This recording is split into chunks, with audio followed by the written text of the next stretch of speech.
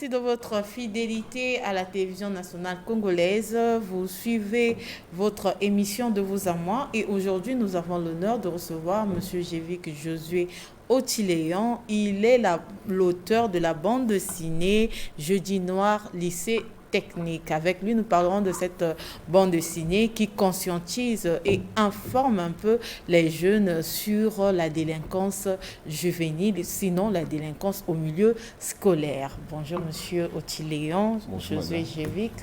Merci d'avoir accepté notre invitation. Alors, votre livre Jeudi Noir, pourquoi déjà intituler ce livre Jeudi Noir, lycée technique? Merci à vous de m'accorder la parole et c'est un plaisir pour moi d'être ici. Eh bien, Jeudi Noir, c'est surtout en termes de référence globale. Parce qu'on sait qu'au Congo-Brazzaville, le terme Jeudi Noir, ça symbolise quelque chose d'assez fort, surtout dans le milieu scolaire. Et surtout plus précisément au lycée technique. Quand on parle de Jeudi Noir, automatiquement, ils savent ce que c'est, ils savent de quoi ça parle et les réalités qui sont derrière tout ça. Et c'est surtout sur ça que se centre cette bande dessinée-là. Elle est plus basée sur ce thème pour que les gens se reconnaissent facilement en fait. Automatiquement, ils savent de quoi ils parlent sans pourtant qu'on leur explique directement en fait. Oui, mais nous ne savons pas. C'est peut-être pour vous les jeunes, mais pour nous, Jeudi Noir, qu'est-ce que ça signifie exactement? Alors, parlez-nous un peu de ce jargon Jeudi Noir. Quand on dit Jeudi Noir, ça signifie quoi? Eh bien, c'est plus dans le terme où les élèves se prêtent à des conflits un peu généraux inter-écoles en fait. Oui. C'est surtout un moment où il y a des règlements de compte, des fois entre les élèves, les professeurs, ou bien juste du harcèlement scolaire, mais qui se dévoile, qui se montre un peu sur une vue un peu globale.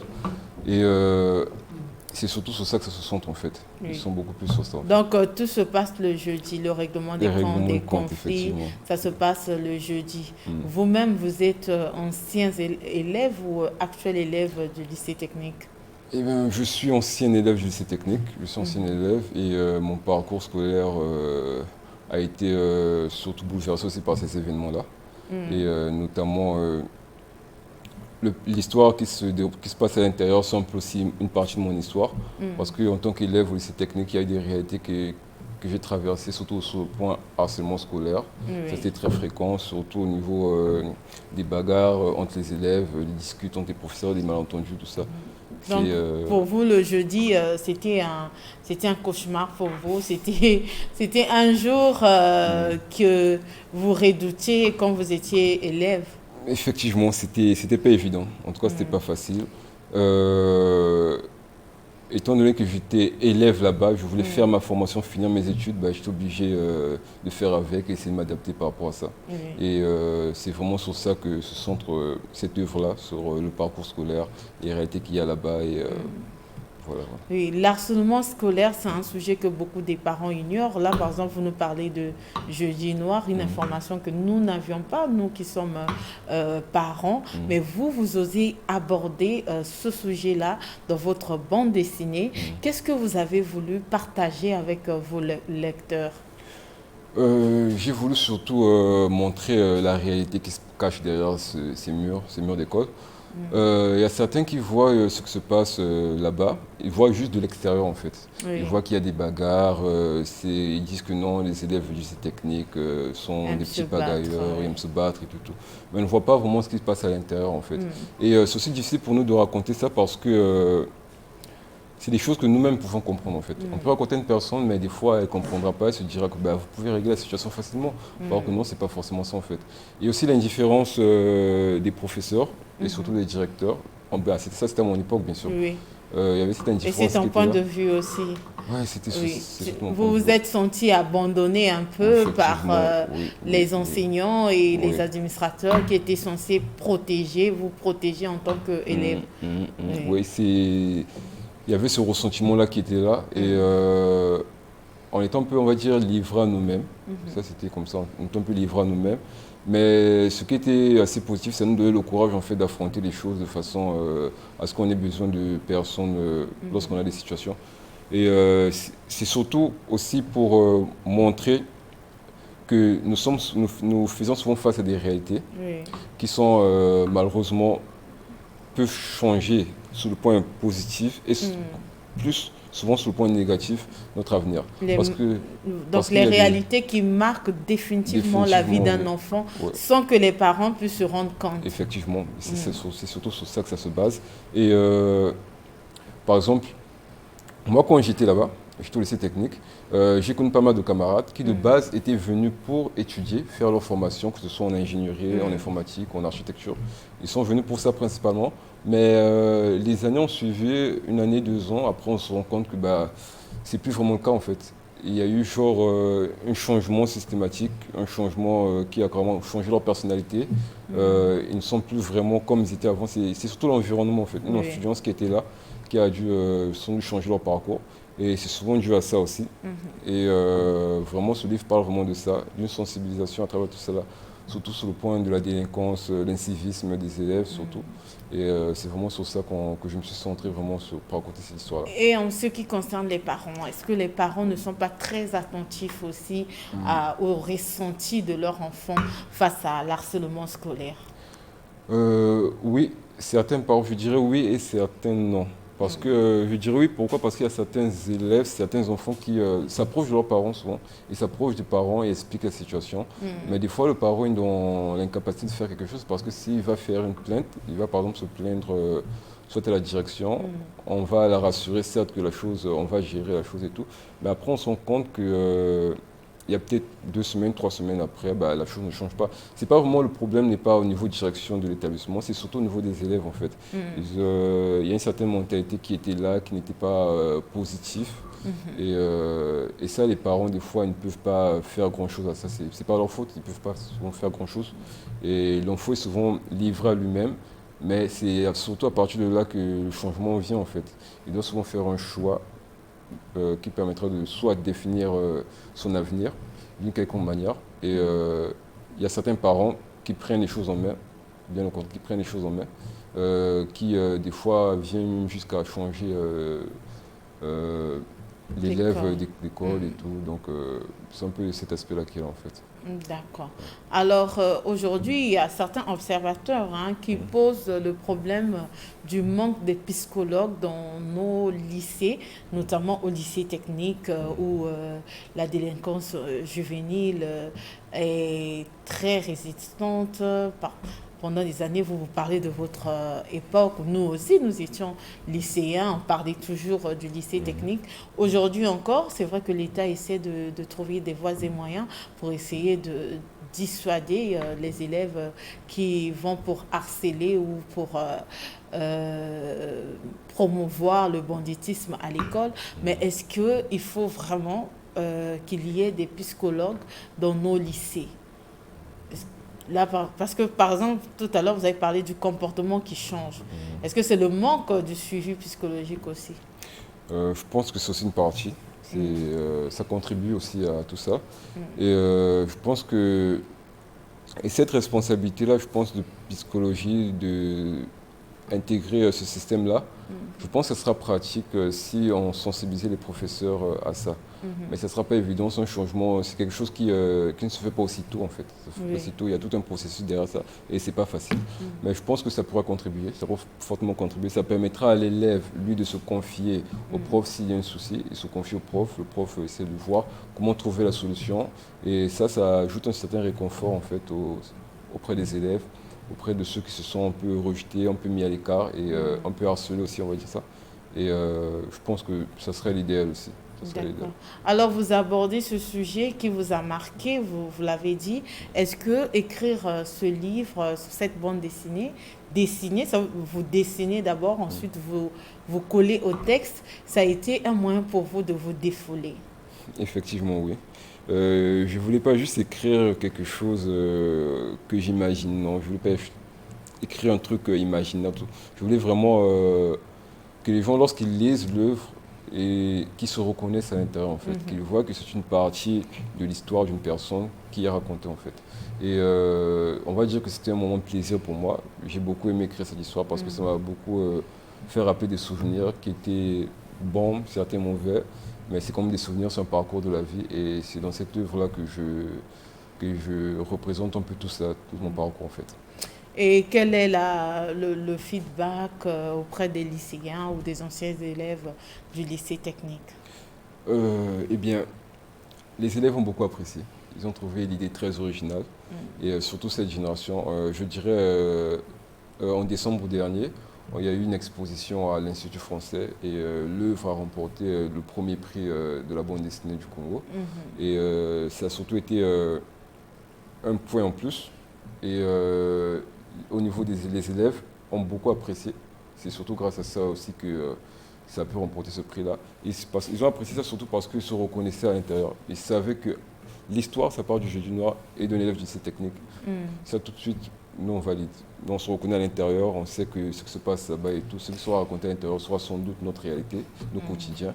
Et voilà quoi, nous, on aime bien. C'est un peu ce qu'ils m'ont dit en tout cas. D'accord. Alors, la maison d'édition, est-ce que ça a été facile pour vous de trouver une maison d'édition et d'éditer votre livre? Oui, on va dire que ça a été facile étant donné que je suis membre de cette maison d'édition aussi. Oui. Je suis membre, ça s'appelle Central Comics, qui se base plus sur la création de bandes dessinées à caractère éducatif et aussi sur des bandes dessinées qui se basent sur des thèmes comme l'écologie, la protection de l'environnement, la santé et aussi le civisme, d'où cette œuvre Jeudi Noir. Voilà. Donc, Donc vous-même, vous êtes un familier des livres, vous connaissez très bien l'univers de livres, vu que vous travaillez dans une maison d'édition et vous connaissez les attentes en fait des lecteurs, vu que vous êtes en contact, vous êtes dans ce milieu-là. Quel conseil vous pouvez dire aux jeunes qui aujourd'hui ont des manuscrits, mais qui n'ont pas d'éditeur ou qui veulent écrire des manuscrits? Le conseil que je peux leur donner, c'est surtout de se lancer. On sait que c'est pas facile, on sait qu'à première vue, ça a l'air d'être un monde inaccessible. Ben non, c'est tout à fait accessible. Il y a pas mal de jeunes qui sont souvent à l'étranger, du Cameroun, du Gabon, on reçoit pas mal de demandes.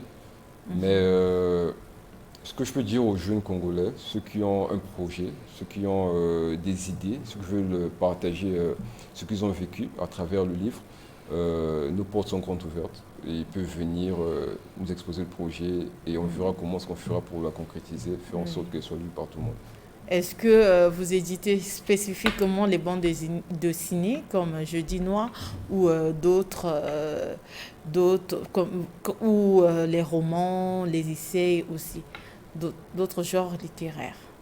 Eh bien, principalement, on édite plus de la bande dessinée, on est plus sur la bande dessinée. Et nous visons aussi le secteur qui s'appelle le livre jeunesse, le livre pour enfants, Pour les jeunes. pour les plus jeunes, les enfants de, on va dire, de 4 à 8 ans. C'est plus sur ça. Et nous, focalisons plus sur ça parce que nous, notre but, c'est surtout de sensibiliser la jeunesse, en fait.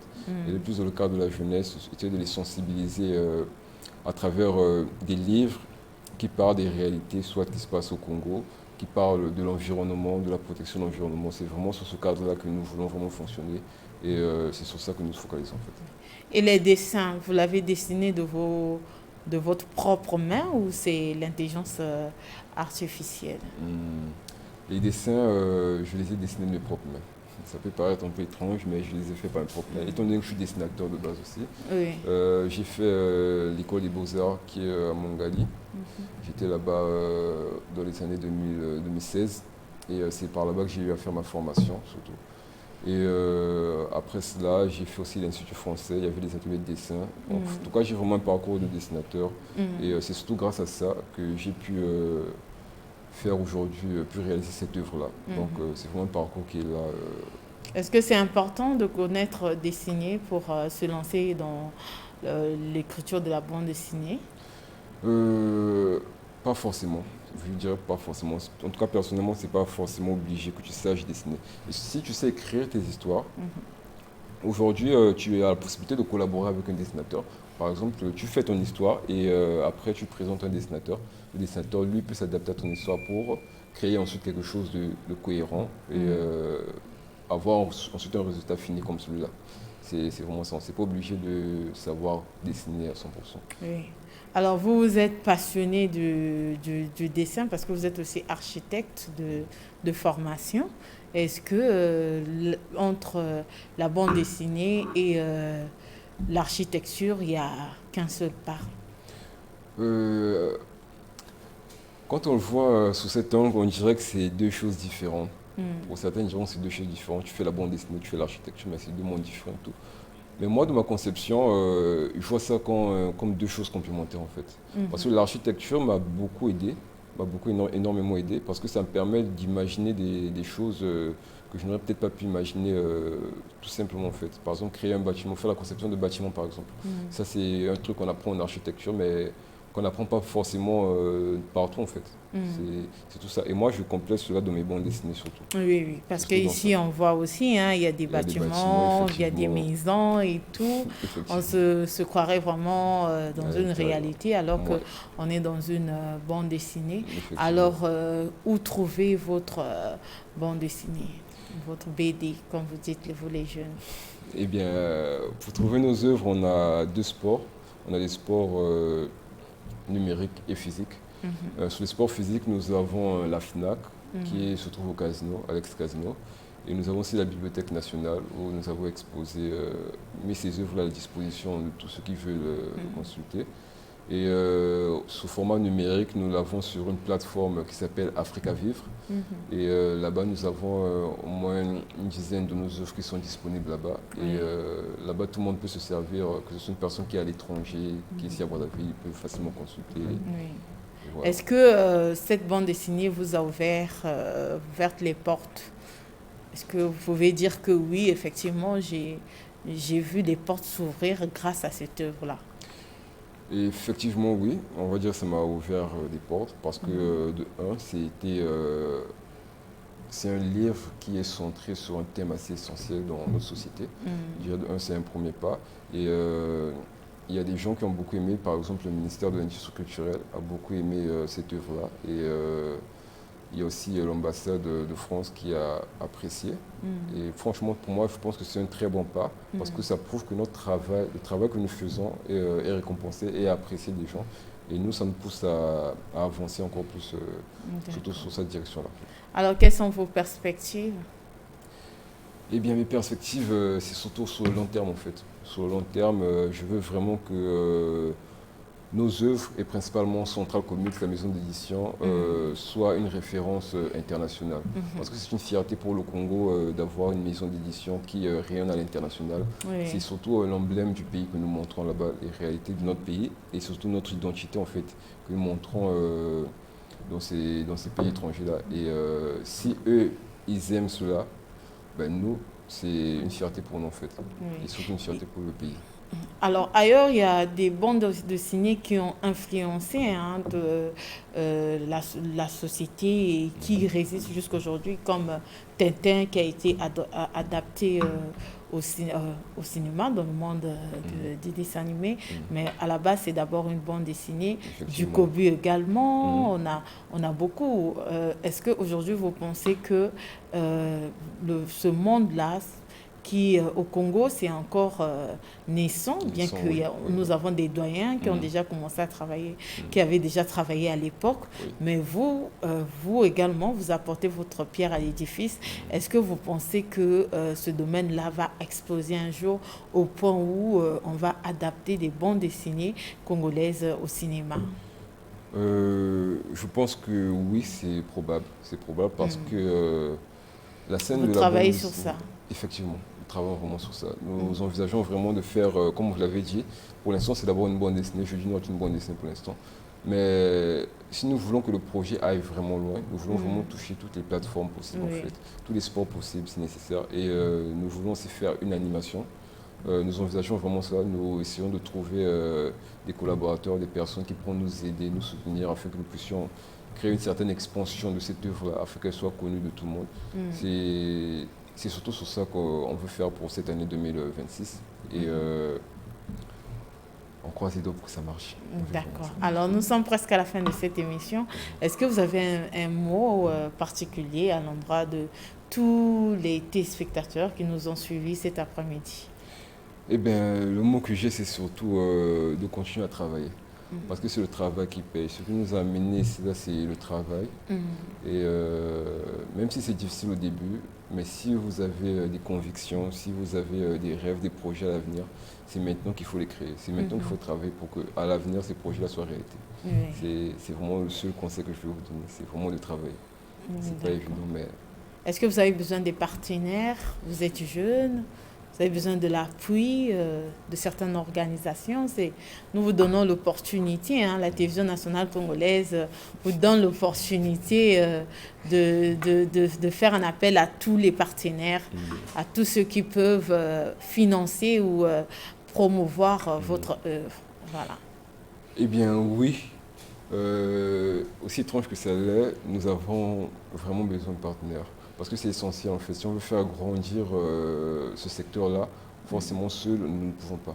Nous avons forcément besoin des partenaires, des personnes qui seront là pour nous soutenir. Par exemple, cette œuvre-là, pour la créer, il faut des machines, par exemple. Il faut des machines, des ordinateurs, il faut des imprimantes pour imprimer. Il y a tout ce secteur-là en fait. Et nous n'avons pas tous les moyens nécessaires pour le faire. Et si une organisation, une ONG ou même le gouvernement serait intéressé ou vraiment serait touché par notre travail, vraiment nous sommes ouverts. Oui. Mais vous n'avez presque pas parlé du ministère de la Culture.